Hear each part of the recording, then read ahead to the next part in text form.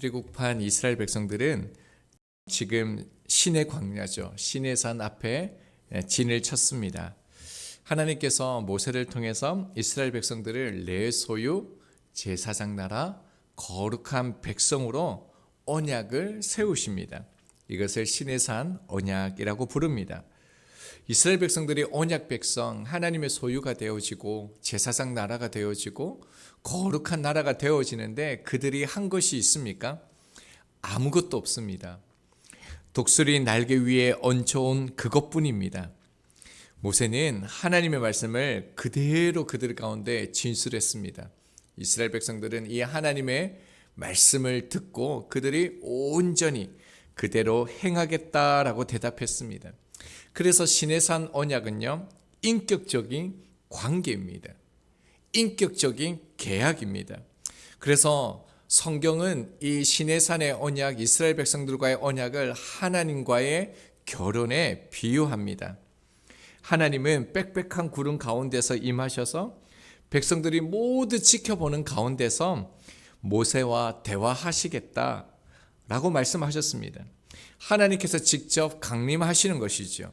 직접 그들 가운데 임재하시겠다라고 말씀하셨습니다. 이스라엘 백성들은 드디어요, 눈앞에서 하나님의 임재하시는 장면을 목격하고 눈으로 직접 보고 경험하게 될 것입니다. 나 여호와가 시내산에 강림할 것이다. 그래서 너희들은 성결함으로 기다리라라고 말씀하셨습니다. 그래서 백성들은 말씀 그대로 자신들을 성결하게 함으로요, 셋째 날을 준비하면서 기다렸습니다. 그리고 오늘 본문에서 드디어 하나님께서 강림하십니다. 16절을 보면요, 셋째 날 아침에 우레와 번개와 빽빽한 구름이 산 위에 있고 나팔 소리가 매우 크게 들리니 진중에 있는 모든 백성이 다 떨더라. 아침에 우레, 번개, 빽빽한 구름, 피조세계가요, 하나님의 현현하심에 대해서 반응하는 모습을 나타내고 있습니다. 구약 성경 전체를 보면요, 구름, 연기, 불은 하나님이 나타나시는 것을 전제로 표현되어지고 있습니다.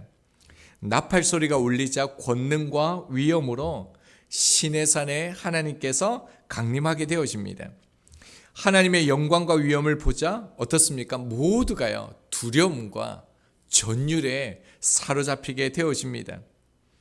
하나님을 만나면, 하나님을 경험하게 되면 그분의 거룩하심에 압도되어서 두려워할 수밖에 없는 것입니다. 창세기 3장 10절입니다. 이르되 내가 동산에서 하나님의 소리를 듣고 내가 벗었으므로 두려워하여 숨었나이다 라고 말하고 있습니다.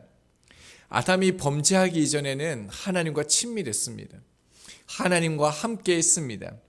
하나님을 두려워할 이유가 없었습니다. 그러나 죄를 범한 인간은 하나님 앞에 두려워 떨 수밖에 없습니다. 이스라엘 백성들 또한 본능적으로 아는 것입니다. 17절을 보면요, 모세가 하나님을 맞으려고 백성을 거느리고 진에서 나오매 그들이 산 기슭에 서 있는데 라고 말하고 있습니다. 백성들을 데리고 하나님을 맞이하기 위해서 산 기슭으로 서게 되어집니다. 자, 18절입니다. 시내산에 연기가 자욱하니 여호와께서 불 가운데서 거기 강림하심이라. 그 연기가 옹기 가마 연기같이 떠오르고 온 산이 크게 진동하매 시내산은요, 연기로 자욱했고 불 가운데서 하나님께서 드디어 강림하셨습니다. 신명기 4장 24절은요, 하나님을 어떻게 표현했냐면 내 하나님 여호와는 소멸하는 불이요라고 표현했습니다. 히브리서 12장 29절에서도요, 하나님은 소멸하는 불이다라고 말씀하고 있습니다. 소멸하는 불은요, 하나님의 공의, 심판을 의미하는 것입니다. 자, 그리고 18절을 보면 어떻습니까? 나팔 소리가 점점 커질 때에 모세가 말한즉 하나님이 음성으로 대답하시더라라고 말하고 있습니다. 나팔 소리가 울려 퍼지는 가운데 모세가 하나님께 말씀을 안 하니까요, 하나님이 음성으로 지금 그들 가운데 대답하셨습니다. 지금 하나님께서는 그들 가운데 임재의 모습을 보여주시고요. 음성을 들려주심으로 여호와 하나님을 보여주고 계시는 것입니다. 자, 20절에 보면요. 여호와께서 시내산 곧 그 산꼭대기에서 강림하시고 모세를 부르시니 모세가 올라가매. 참 놀라운 장면이죠. 하나님이 강림하셨는데 하나님께서 모세를 부르고 계시다는 것입니다. 이제 모세에게 하나님의 말씀이 주어집니다. 앞서서 주어졌던 말씀이 반복적으로 또 주어지는 것인데요. 21절입니다. 여호와께서 모세에게 이르시되 내려가서 백성을 경고하라. 백성이 밀고 미로와 들어와 나 여호와에게로 와서 보려고 하다가 많이 죽을까 하노라. 모세에게 말씀하시는 것이 무엇입니까? 경계선을 넘어서 하나님을 보기 위해서 나오지 말라는 것입니다. 어떻게 보면 조금 이해 안 될 수도 있죠. 그 사랑하고 그렇게 보고 싶은 그 하나님을 향하여 더 가까이 나오라고 할 수 있는데 하나님은 경계선을 만들어서 나오지 말라라고 말씀합니다. 왜 그렇습니까? 인간이 하나님을 가까이 하면 죽기 때문에 그렇습니다. 이것은 우리가 앞에서도 그렇고 성경 전체를 통해서도 계속적으로 볼 수 있는 장면인데요. 특별히 출애굽할 때 마지막 6월절 저녁에 하나님께서 그 가운데 내려오시겠다라고 말씀하셨습니다. 그리고 하나님께서 직접 애굽 땅에 들어오셨을 때 어떤 일이 일어났습니까? 모든 장자들이 다 죽었습니다. 그뿐만 아니라 창세기를 보면요. 하나님께서 직접 소돔과 고모라를 심판하시겠다라고 말씀하셨습니다. 하나님께서 그것 가운데 드러내시고 나아오셨습니다. 그 땅이 어떻게 됐습니까? 소돔과 고모라는 사라지고 만 것입니다. 왜 하나님을 가까이 하는 그 백성들은 죽게 되어집니까? 어둠 가운데 빛이 들어오면요, 그 어둠이 사라지는 것과 똑같은 것입니다. 죄인인 인간이 하나님 앞에 설 수 없는 것이죠. 그래서 하나님께서 이렇게 말씀하십니다. 22절입니다. 또 여호와께서 가까이 하는 제사장들에게 그 몸을 성결하게 하게 하라. 나 여호와가 그들을 칠까 하노라. 하나님은 제사장들을 성결하게 하여서 하나님을 보다 가까이 할 준비를 하라고 말씀하고 있습니다. 그리고 23절을 보면요. 모세가 산 주위에 경계를 세워서 백성들을 나오지 못하게 했음을 말하고 있습니다. 그리고 특이한 장면이 하나 나오는데요. 24절을 보면요. 여호와께서 그에게 이르시되 가라. 너는 내려가서 아론과 함께 올라오고라고 말하고 있습니다. 그러면서 제사장과 백성에게는 경계를 넘어 나 여호와에게로 올라오지 못하게 하라. 내가 그들을 칠까 하노라. 반복해서 하나님께서 말씀하고 있습니다. 여러분, 지금요 모세에게 새로운 그 하나님의 말씀이 있는데 아론을 데리고 올라오라라는 것입니다. 제사장과 백성들은 산에 오르다가 죽임을 당하지 않도록 막으라라고 말씀하신 것입니다. 이것이 우리에게 주어지는 그 하나님의 뜻이 무엇일까요? 자, 25절을 보면요. 모세가 백성에게 내려가서 그들에게 알리니라. 이 모든 것을 다 백성들에게 알리고요. 그리고 모세는 실제로 이제 앞으로 아론을 데리고 하나님 앞으로 나가게 되어집니다. 우리가 이제 19장을 하나님과의 언약을 맺는 장면을 살펴보았는데 19장에서 하나님께서 언약을 맺으실 때에 반복해서 사용하신 단어가 있습니다. 계속적으로 반복을 했는데 5번 반복한 단어가 뭐냐면요. 경계라는 단어입니다. 하나님은 산 주위에 경계를 세워 산을 거룩하게 하라고 하셨습니다. 그리고 경계를 정하시고요. 그 경계를 침범하지 말라라고 하셨습니다. 중요한 의미가 있죠. 여호와를 보려고 하는 자는 반드시 죽게 되어지기 때문입니다. 자, 그런데요. 흥미로운 장면이죠. 누구는 올라오라고 하십니까? 분명히 하나님께서 경계를 정하시고 거기에 가까워오는 자는 하나님께서 칠 것이다라고 말씀하셨는데요. 자, 20절을 보면요. 모세를 그리로 부르시니 모세가 올라가매. 경계를 정했는데요. 모세를 불렀습니다.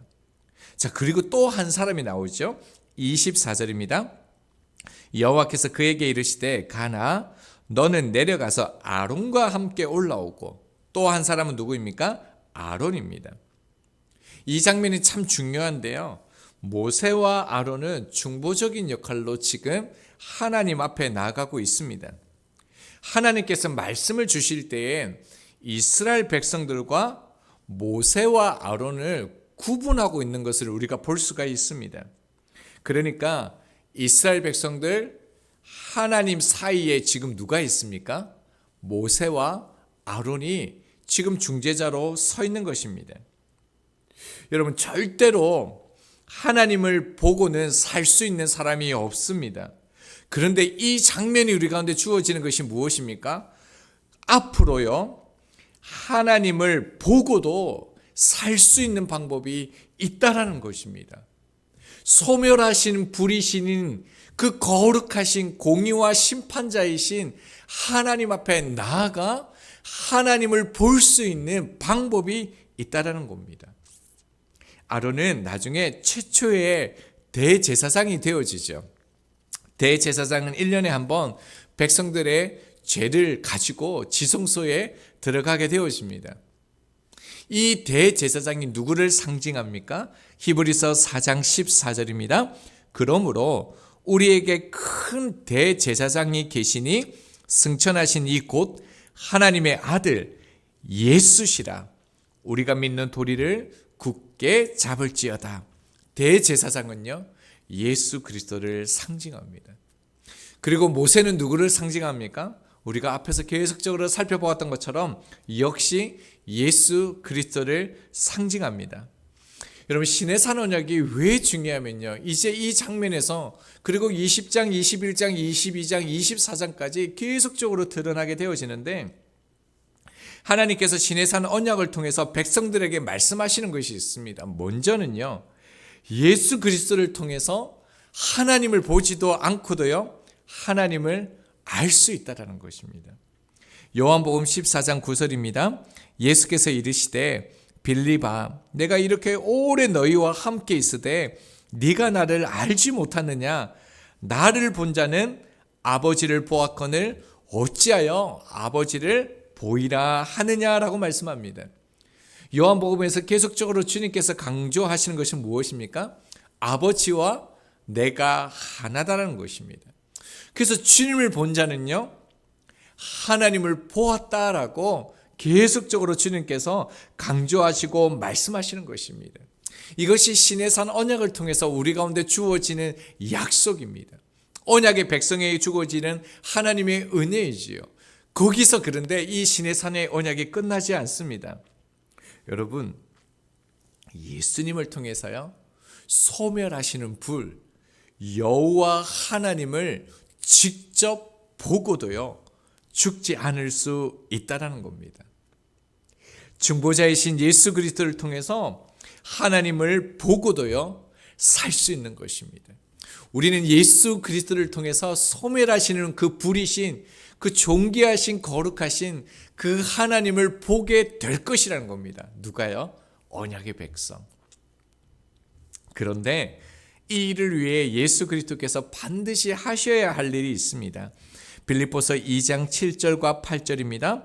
오히려 자기를 비워 종의 형체를 가지사 사람들과 같이 되셨고 사람의 모양으로 나타내사 자기를 낮추시고 죽기까지 복종하셨으니 곧 십자가에 죽으심이라.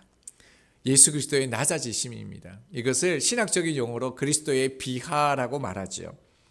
예수님은 성육신 하실 뿐만 아니라 더 나아가서요, 이 언약을 이루기 위해서 죄인처럼요 죽으시고요, 심지어 무덤에까지 들어가십니다. 언약이 이런 것입니다. 여호와 하나님께서 지금 자기 백성들과요 이런 언약을 시내산에서 맺고 계시다는 것입니다. 언약은 왜 중요합니까? 언약은 쌍방의 약속입니다. 하나님은 지금 이 백성들에게 말씀하시는 것이 무엇이냐면요, 예수님을 믿는 자들에게 하나님의 의를 주셔서 구원하실 것이고 영생하게 하실 것이라는 겁니다. 그래서 소멸하신 불이신 그 하나님을 보게 될 것이라는 이 언약을 하고 계시는 것입니다. 이것이요, 하나님 편에서의 언약입니다. 자, 그렇다면 시내산 언약이 주어졌는데 우리 편에서 지켜야 할 언약은 무엇이겠습니까? 우리는 여호와 하나님의 소유다. 우리는 하나님이 나의 주인 되심을 인정하고 드러내는 것이 우리 편에서 그 언약을 지켜가는 것입니다. 소유물은요, 그것을 소유한 자가 없으면 아무런 의미가 없습니다. 여러분, 우리를 제사장 나라라고 말씀하셨는데 제사장 나라의 전제는 뭐냐면요, 자기가 모시는 신이 있다라는 겁니다. 아무리 제사장이라 할지라도요, 자기가 모시는 신이 없다라면 아무런 의미가 없는 것입니다. 그뿐만 아니죠. 거룩한 백성은요, 우리는 왕의 존재, 왕의 백성이라는 것을 전제하고 있다는 것입니다. 누군가가 통치하지 않는 나라는 아무런 의미가 없는 것이죠. 즉 우리 편에서의 언약은요, 나를 소유하신 분, 나의 주인이시고 통치하고 계시는 여호와 하나님을 드러내는 삶, 그것이 시내산의 언약이라는 것입니다. 모세와 아론을 부르신 하나님이요, 이제 저희의 이름을 부르십니다. 마태복음 3장 17절입니다. 하늘로부터 소리가 있어 말씀하시되 이는 내 사랑하는 아들이요 내 기뻐하는 자라 하시니라. 하나님을 세례를 받고 오시는 그 주님을 향하여 내 사랑하는 아들이다, 내 기뻐하는 자다라고 말씀하셨습니다. 근데 요즘 이 말씀이 제게 참 깊이 있게 와닿습니다.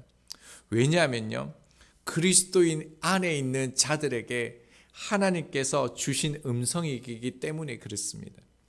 예수 그리스도를 믿고 예수 그리스도 안에 살아가는 사람들에게 하나님께서 언약적으로 말씀하시는 것이 무엇이냐면, 동일하게 주님을 향해서 말씀하시는 것처럼 내가 너를 사랑한다, 네가 나의 사랑하는 아들이다, 내 기뻐하는 자다라고 말씀하시는 것입니다. 우리는 그리스도인입니다. 그리스도인은 그리스도가 없으면 아무런 의미가 없습니다. 그래서 나의 삶은 그리스도와 연결된 것이 없다라면요, 아무런 가치가 없는 삶입니다.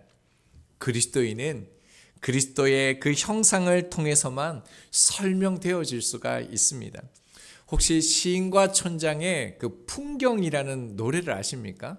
정말 엄청 짧은 노래가 있더라고요. 가사가 이렇습니다. 세상 풍경 중에서 제일 아름다운 풍경, 모든 것들이 제자리로 돌아가는 풍경.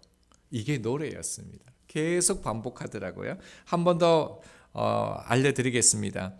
세상 풍경 중에서 제일 아름다운 풍경, 모든 것들이 제자리로 돌아가는 풍경. 성경이 말하는 가장 아름다운 풍경이 무엇이겠습니까? 하나님과 맺은 그 언약의 자리입니다. 즉 그리스도가 드러나는 자리이죠.